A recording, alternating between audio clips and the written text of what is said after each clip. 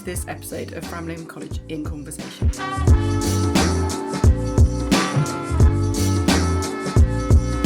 I'm Katharine James from Talk Education, and I'm delighted to be here as a guest host, talking all things education with our podcast participants. I'm joined by Louise North, Principal of Framlingham College and Head of the Senior School, Mr. Jonathan Egan, Head of Framlingham College Prep School, Ruby, who's Head Girl in Year 13 at the Senior School, and Alex, who is in Year 8 at the Prep School and the current Wellbeing Ambassador. Welcome everyone, thank you very much for welcoming me to Framlingham. I'd love to find out a bit more from each of you about Framlingham College, your views and experiences of the school, and what education here at the college looks like in 2023. Mrs. North, I thought I'd start with you to help set the scene for our listeners. You joined the college as principal in 2019 from Oakham School. What was it that drew you to Framlingham College? Okay, so I first came to Framlingham in 2015 as an ISI inspector. So I came when my predecessor was the head, and I thought it was an amazing school then, a very happy school actually. And so then I went back to my job at Oakham, and then in 2018 the position of head came up, so I came back. And what I felt of the school was it was a wonderful school with great potential. It needed, I felt, a real injection of energy, drive, focus, aspiration, and I knew that I could bring all of that to it, being a passionate educationalist myself. So I accepted the role and started here in September 2019. And we set about creating a strategy to bring both the prep and senior school together as one under the umbrella of the college, to make sure that what we were delivering was a seamless education from 3 to 18, so that every child could come in at any point, but the earlier the better, to gradually move their way through each key stage dovetailing with the next. The focus for us has always been the individual child. No two children are the same. Every child's idea of success is different, and we have to be able to adapt to that in the way in which we deliver our education. It's as much about learning skills as it is acquiring knowledge. There's no point knowing all the kings and queens of England if you don't know why you need to know that, why is it useful. And so we have injected real passion and joy into learning at the school. And I think we see that at every stage of the children's education in different ways. Learning has to be a buzz, it has to be full of joy, and that's what we're doing here. Thank you, brilliant. Ruby, you've been a pupil at Framlingham College for most of your school life. I believe you're at the prep school, now you're in year 13. How would you describe your time at the school? How would you relate as a pupil to what Mrs. North has just described? And how do you think the school has changed since you've been here as well? Yes, so when I first joined the college back in year 5, I think it was, I was quite shy, and I'd say I was nervous, and I had quite an intense fringe. I mean, it's not much better now, but but ever since year 5, I've always made the most of my opportunities, of which I'm very grateful for, both here at the senior school and at the prep school. And I feel this has led me to develop hugely as an individual, and I think I can pay tribute to who I am today due to all these opportunities. And at the school, I've found that in whatever I'm doing, I'm supported in the classroom, outside of the classroom, and I'm encouraged to develop my interests and to embrace the challenges that I face day to day. I'd say in the community, I've definitely made friendships that I know will last a long time, despite this being something that I've struggled with in the past. I've also learnt a lot about myself and my character as an individual, as Mrs. North has said, and I feel that's one of the key components. Primarily, I've learned how to look after myself and my well-being as well, and knowing when to ask for help, which I feel is something I really value now. Would you say that your peers, your friends in your group, would they say the same thing? Have they been on a similar journey themselves? Yes, I think I definitely agree with that. Everyone is different. When I look at my friends, none of us are doing the same things. None of us take the same subjects. And I think it's that diverse community that works really well. Brilliant. Great. Thank you very much. Ruby's obviously talked about the prep school a bit. So I gather you're a through school with two prep school on one side down the road. Mr. Egan, head of prep, joined in 2021. I gather you've got 3 young children at school as well. You obviously saw something about both being a parent and a teacher here. So what drew you to the school and the prep school particularly? What makes it stand out? Yes, so obviously joined 2 years ago, and I chose the school, the college, primarily because it's got the best of everything. So in terms of the setup, it being a through school, works brilliantly in terms of cross-site resources of staffing and facilities and having expert tuition in all areas, but also fundamentally in the way that it's made up, being a co-educational school from 3 to 13, so retaining that individualism as a prep school, and especially those last 2 years, which I think are crucially important in a child's development. So from 11, 12, 13, when they're hitting those slightly more tougher stages of developmental experiences. So that's really important. They're in a safe, nurturing environment, and it's very much a family-friendly school. So there's that, and obviously the fact we're a through school means it's a seamless transition through into the senior school as well. And my children have thoroughly delighted in joining the school, and I can only say that it's been a very warm and embracing beginning, and we've made huge amounts of progress on the way. Great, thank you. Alex, you're at the prep school at the moment. Yeah. Been there quite a few years. Yeah, since year 4. So, Excellent, yeah, that's coming good. up to 5 years. Good experience. So how have you found being in the prep school, and how do you see your transition to the senior school being managed by everyone around you? The year I joined, I think, was the first year that the whole one school type thing, that was the first year that had been implemented. Great. So I think that made it so much clearer from when I joined, that it was just one school, maybe 2 different sites, but there was no doubt that it was the same school. So I think that really throughout my journey up the school, that's really helped, and sharing facilities as well, because sport is something I'm hugely passionate about. So being able to use the Astros at the college, the coaching as well, because some of the coaches at the college are just amazing. So being able to use them and use the sports hall, for example, then I think that's really, really helped. Are there other areas where the children spend time here? Obviously we've touched on sport, but there are other facilities, and at what age do they start coming up to the senior school site? I mean, they come up quite early From because reception for swimming. Brilliant. And all of the facilities here are used by the prep school pupils in different ways. So the theatre is a prime example of that. And we've got Greece coming up from its Alex, years. you're in Greece, aren't Yeah, you? there you go. In the ensemble. Year 7s and 8s Brilliant. are doing Greece, and they rehearse at the prep as well at the senior school, but they will then perform it here. Our music scholars across both prep and senior school, they come together for concerts here at the senior school. The chapel here is used for various events by the prep school. So it's very fluid, which is really important because, as Alex has said so eloquently, we are one school, and the sharing resources, sharing the expertise of the teachers.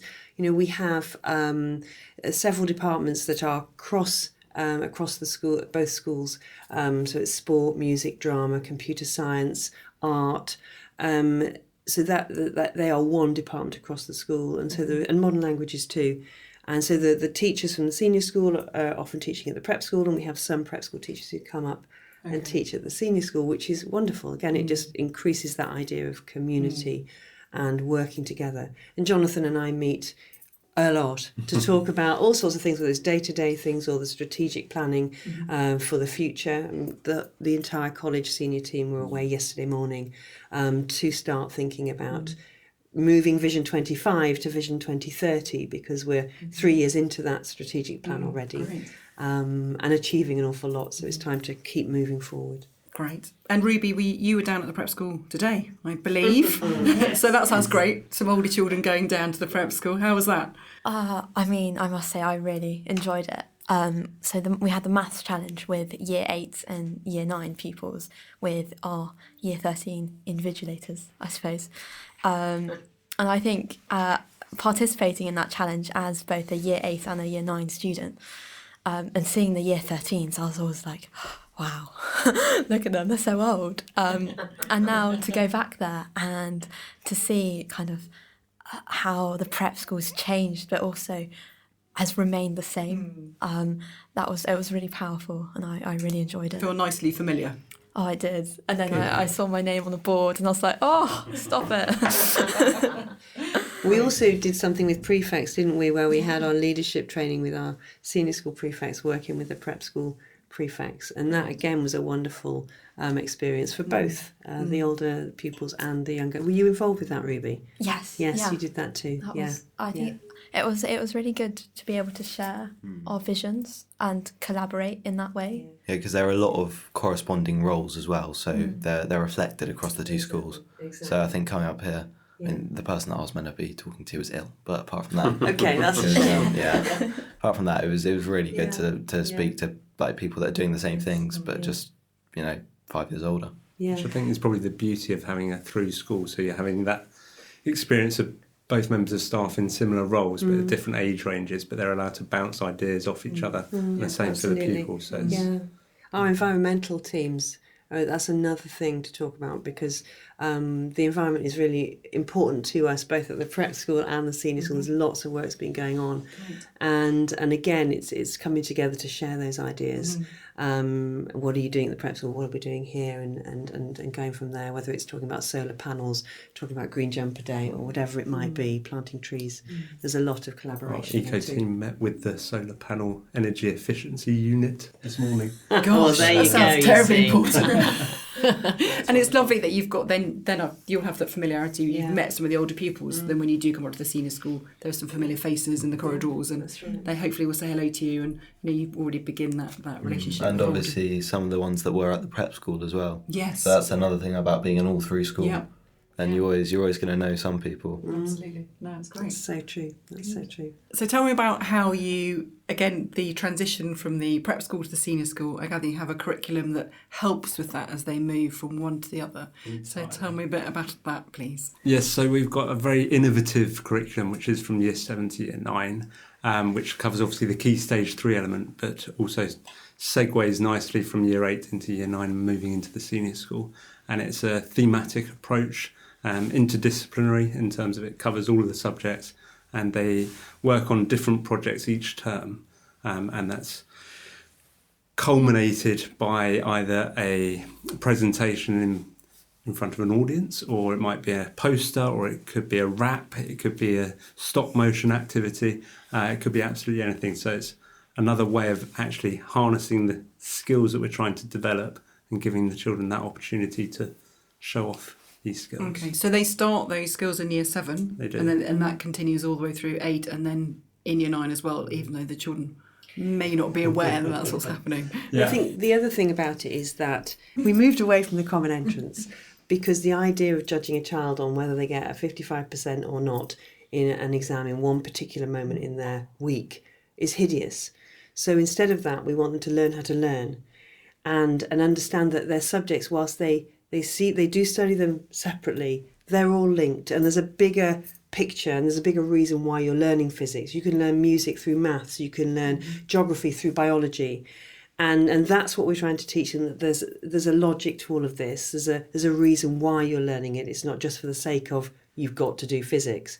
And the theme that runs, our heads of department try and ensure that the theme runs through all their subjects each term. It doesn't always work, and I'm sure Alex will be able to elaborate on what he's experienced, but it's a good way of tying things together. And that goes through the prep school, as Jonathan says, 7 and 8, and then in year 9, those who've come through, they will be familiar with that pattern of working, and the new children in, they can step straight into it as well.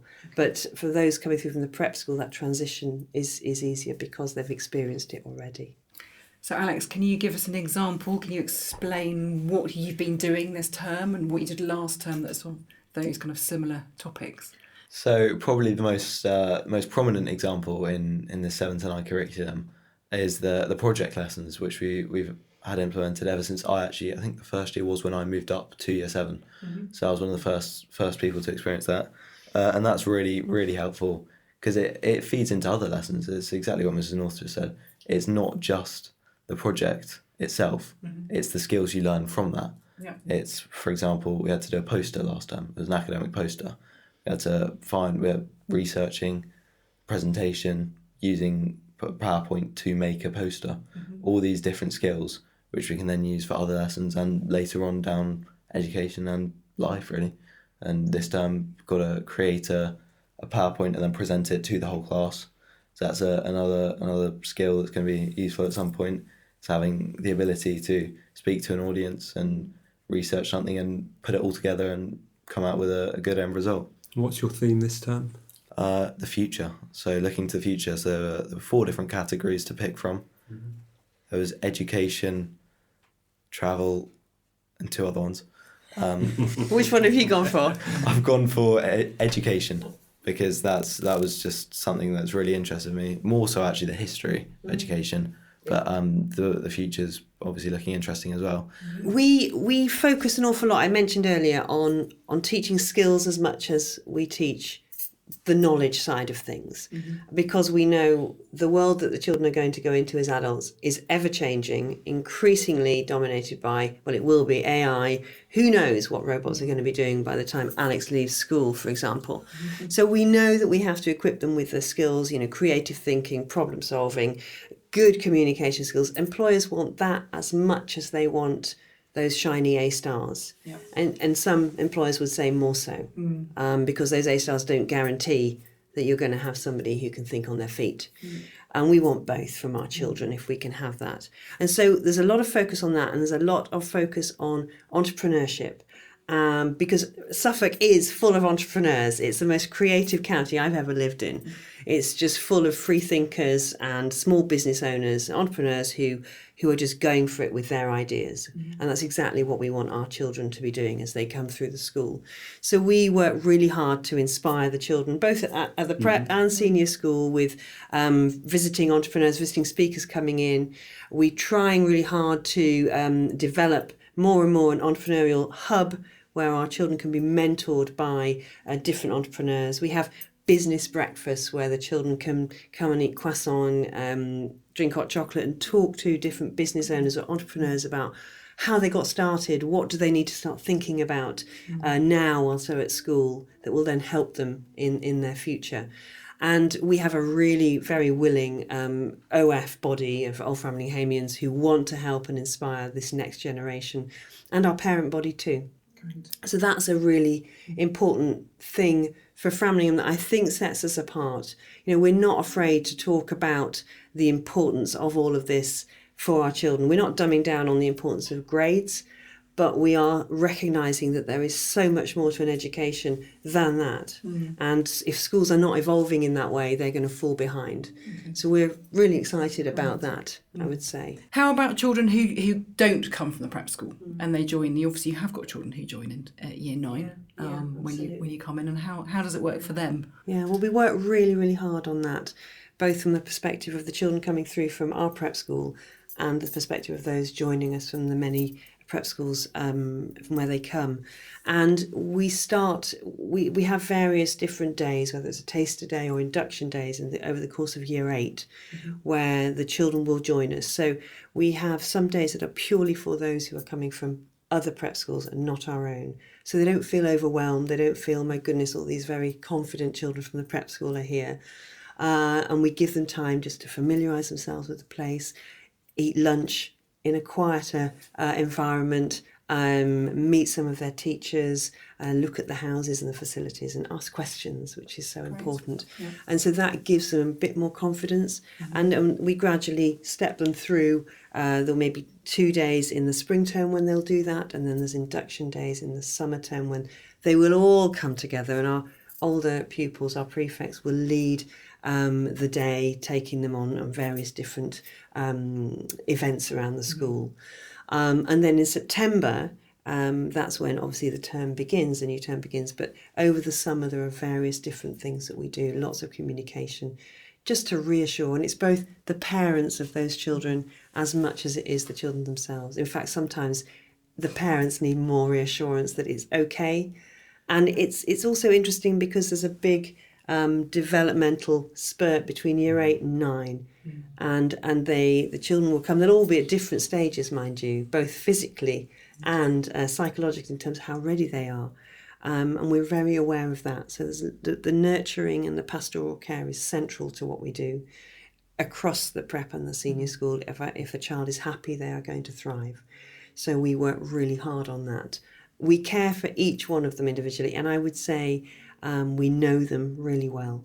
That is the priority when they join. If they're new from elsewhere, that's our priority. We get to know them as an individual, not just another face in any year group. It just isn't like that here. And I think that's what gives them the confidence to grow and become, like Ruby says, somebody who's almost about to leave us and ready for that world. So they join a boarding house as a day or a boarding pupil. So I gather they all, in your houses, you've got a mix of those pupils and there's a variety of boarding options available. How can you explain how that works, Ruby? How do you find the house dynamic works with that mix of pupils? Yes, so I think the house system at Fram is one of its fundamental elements. Personally, I really love the mix we have in house, whether that's across year groups or day, flexi, full boarders. I think that you create such a community, a close-knit, comforting community that is like shared across the school. So you might see someone in your house, and it's that sense of comfort that you get just around school in general. And there's definitely something to be said for the house camaraderie, especially when it comes to house events. A mention to house singing in particular. So it get quite competitive by any chance? One could say that, but and I think that without the house system, there would definitely be something missing. Mm-hmm. There's a great sense of togetherness in house, and I think that's one of the places where you make a lot of your connections and friendships, not only with each other, but also with your house mistress or master, your assistant HM, or the rest of the staff in-house. And that's something that I don't think you could break. Okay. And do you have boy houses and girl houses? Yeah, do we they do things Yeah. together? Do they collaborate and join up? It's different at the prep school. I'm sure Jonathan will mention it in a minute. Yeah. But we have 4 boys' houses and 3 girls' houses, and we are in the evenings. There's a routine that means that the children have time to do their prep, but there's also lots of opportunities for them to come together afterwards, whether that is a book club or whether that's going to be playing some basketball, whatever it is. So giving them time to come together across the houses. And that, I think after COVID, where we had to keep everybody separated, even within their year groups, let alone the houses, it's been quite a transition back to being comfortable and confident to be together. And obviously children just crave that being together, interacting with each other. And so that is a really important part of life in the school, both during the day with the houses and in the evenings. It's a vital part of life in a school like ours. The prep school has a slightly different model, so one house and operates on a hybrid level, so full, flexi, occasional, ad hoc boarding, whatever suits. And actually it works really nicely because it creates a constant buzz and environment which children feel comfortable in, and there's an element of it's a sleepover for some and it's more of a family home for others, and it works really nicely in that regard. Yeah. And plenty of activities that Alex, I'm sure, will tell you about. Yeah, so you're boarder, Alex. How Yeah, many? full boarder. Full boarder? Yeah, When so did you I'm there start all the time. boarding? Well, I actually started boarding in year 4, so I did a couple of nights a week in year 4. Okay. Basically because my friends were doing it on those nights, so I wanted to be in on that. So, and I did that all the way through to year 6. Then start of year 7, I started doing weekly boarding, and then my parents moved abroad, so I was straight into full boarding from then, and I've been doing that ever since. And how do you find it's helped you be more independent? And Yeah, the independence is the big thing with it, because there's although you've obviously got the teachers, there's a lot more that relies on you to sort your prep out, and 'cause obviously the teachers will check and help if you need it, but there's no one that's going to be sort of spoon feeding you. Basically, you've got to try and get on with it. Yeah. So I think that's really helped me through the prep school ever since the start. Just packing my bag on the Monday night to now living there all the time. So I think it's really, really helpful. And what do you do at weekends? So on Saturday, then we have Saturday school until sort of 12:45.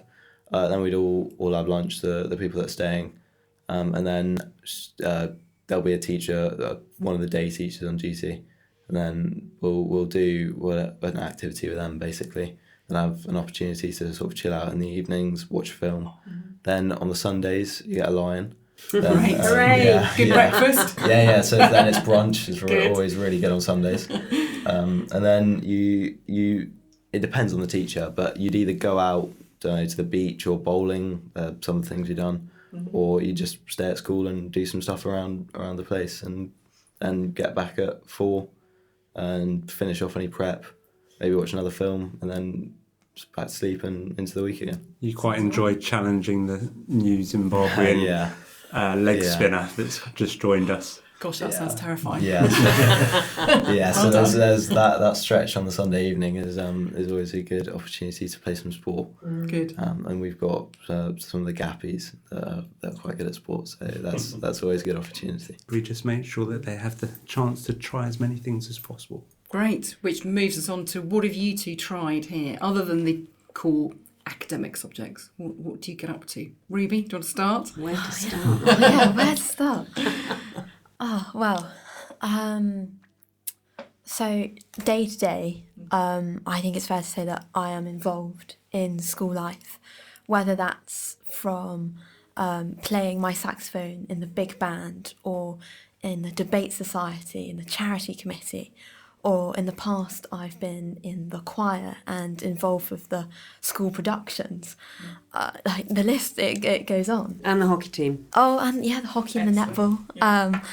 And yeah, being a part of these things has really led to me become myself as an individual, and enabled me to put myself outside of my comfort zone. In particular, I must credit CCF, Combined Cadet Force, where some people think we just, run about on field weekends doing section attacks or ambushes, but really there's so much more to it. Leadership skills, teamwork, resilience. And I feel, I personally love it, which, I think comes as a surprise to many people. Did you surprise yourself that you loved it? I did. When I first started it in year 10, I was like, oh, I do quite like this. And then that led me to carry on with my Duke of Edinburgh.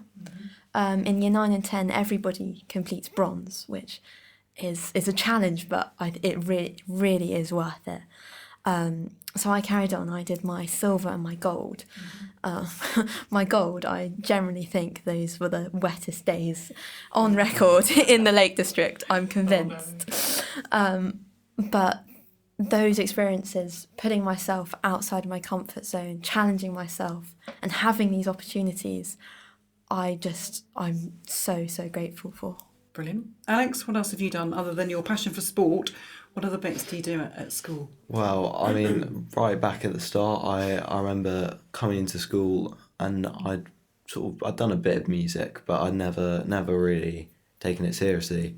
and I started doing piano lessons once a week, and then that just really, and the head of music at the time, Mr. Rogers, so he'd been there a long time. But he was a charismatic man, wasn't he? He was a Hats off to him. very encouraging guy to have around when you're trying to start up something or carry on something that you've just started. So, and I think having the opportunity to actually do that at school, because at my previous school I had to do it like outside, so I wasn't able to do it in school. So to have it actually like where I could just walk out my lesson and go straight there, that was really helpful. And I know you just mentioned it, but the sport has like completely blown me away from what I had before to what I got joining the school. And then just also like that sense of responsibility you get after year 6, which is something I don't think you'd get if you were at a primary school or a school that's finished at year 6, because it just, you have those 2 extra years where you can really like challenge yourself and then also understand yourself better before moving up to senior school where you're bottom of the pile and everyone's older again. So not bottom of the pile, never.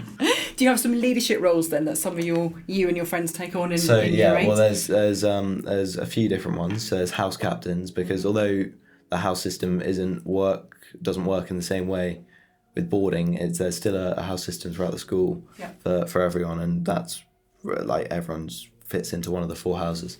And then prefects is obviously the big one. You've got head boy, head girl, and then sort of splits up into subcategories. So there's the well-being one, obviously that's the one I am. The eco one, who's another boarder, and I know that he's very passionate about his eco stuff. And then so I think they're all very well fitted. So, and it really gives you a chance to pursue whatever you are interested in. And then do you put yourself forward for that role, or do you get selected? So it's a combination. You apply, so there's a form you have to fill out and you apply for it, and then there's a voting system as well. Everyone does it at the end of the year, and it's done off those. And do pupils and staff vote? Yeah, it's a combination of both. Brilliant, great, good idea. Could I pick up on something just that Alex has said about the well-being? Yes, because that's another strand that I think, as Jonathan said, they focus on the children being happy, and we do that. We've always done that, and I think Framlingham College has always been known as a school that's very warm and friendly and kind. But I think especially because of COVID, but not just because of that, the needs of our pupil body, as all across the country, is that we have to prioritise that more and more and give the children space and time to focus on their well-being. It's not just a sort of a word that we throw out there, it's real. And the senior school, we incorporate a well-being period into their week. So there's a period after lunch on a Wednesday, which is a 45-minute period where they can choose completely what they do. They have to touch base with their tutor. But then if they want to go and read a book, if they want to walk in our beautiful grounds and just breathe the fresh air or get wet in the rain, they can do that too. Wonderful, good idea. And it's a leap of faith in some ways to let children just decide you can just do what you want, but they have benefited hugely from that and haven't abused it either. But we, just like at the prep school with wellbeing ambassadors, we have that same system at the senior school. We have a prefect in charge of wellbeing and inclusion. We talk a lot about EDI, and you mentioned diversity earlier, Ruby, and it's true. It's an integral part of living the lives that we do in 2023. And we work with a fantastic platform called Teen Tips, run by a woman called Alicia Drummond. And that is a platform for parents, for pupils, for staff to draw on ideas to support wellbeing. And it's brilliant. It's absolutely wonderful. And in fact, she's coming in to do some parent talks and pupil talks in a couple of weeks' time, because it's not just about saying this is what we do, it's about doing what we say. And I think we'll never commit to anything unless we know we can see it through. And then if we have to change direction, we'll say so. But every decision we make, the children, our pupils, are at the heart of those decisions. And if we can't justify how they're going to benefit, we won't do it. Sure. And that's perfectly illustrated with our wellbeing week at the start of this year. Oh, great. It was really good. What did you do then? Well, so it was right at the start of the term, Blue January, everything about that. We're nearly out of it. Yeah. Everyone was back into the term, and that was right at the forefront, and it was every day there was something different. So I think my favourite was on Wednesday we had it was Wednesday. We had the wellbeing walk, which was the whole school in the houses again. Each house went off in a different direction, but we went around Branderson, around the village. And we all just had a chance to just, breathe in the fresh air and think and just have some time to focus on our well-being and focus on ourselves, whilst also being around all our friends. And some of us had to pair up with all the little pre-prep kids and take them around. So that was really, really good, and I think that was really helpful. And then there were other things. There was a yoga session that I didn't turn up to, but did your head do that one? Lots of mindfulness, lots of yoga. Yeah, there were lots Hot of chocolates activities. and chats, Exactly. Good. Sounds There were lots of wonderful. activities that were available that week. That sounds brilliant, that wellbeing week. So is your role as wellbeing prefects, what have you built your role, and how are you developing it, and how are you going to hand it on to the next person? Well, so last term when we had the application forms, that was the one that stuck out to me straight away, and that was the one that I really wanted to apply for. So for me, like, wellbeing is obviously really important, and as a school, it's a really strong value.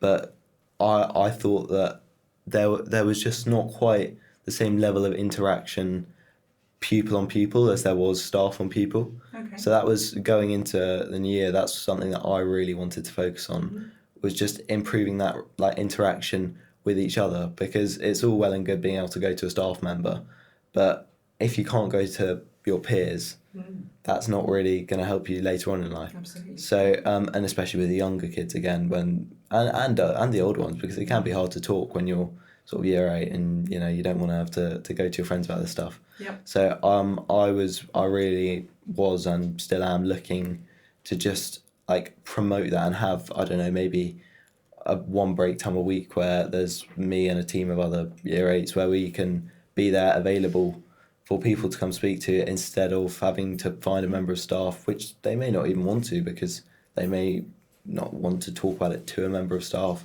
They may just find it easier to talk to someone their own age. They might think they might understand it better. So I just think that was the big thing that I was looking to further in the wellbeing department for the prep school. Brilliant. Sounds like a great idea. Amazing. So Ruby, tell me about what you think you might do next after you leave Fram College. I know it's a horrible thought to think about, but planning for your future is also exciting.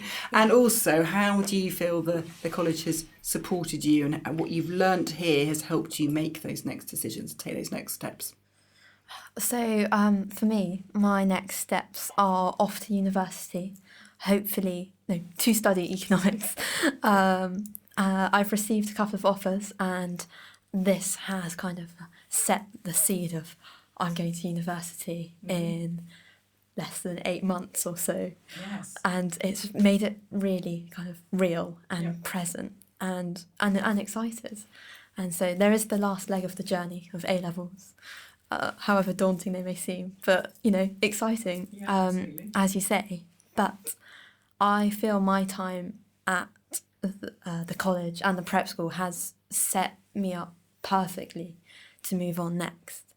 Not only in the sense of having help with careers and opportunities post school 18 plus, after school, but I've been set up with these core values. I've been set up with taking kindness into everything that I do.